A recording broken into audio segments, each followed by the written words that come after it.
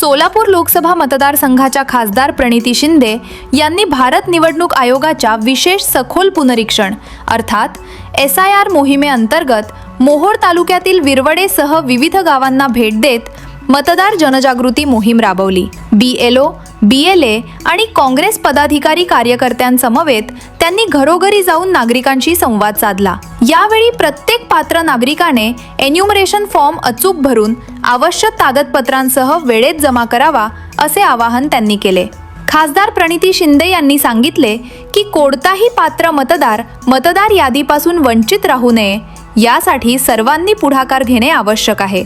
BLOंनीही निवडणूक आयोगाच्या नियमांनुसार पूर्णपणे निष्पक्ष, पारदर्शक आणि जबाबदारीने काम करावे।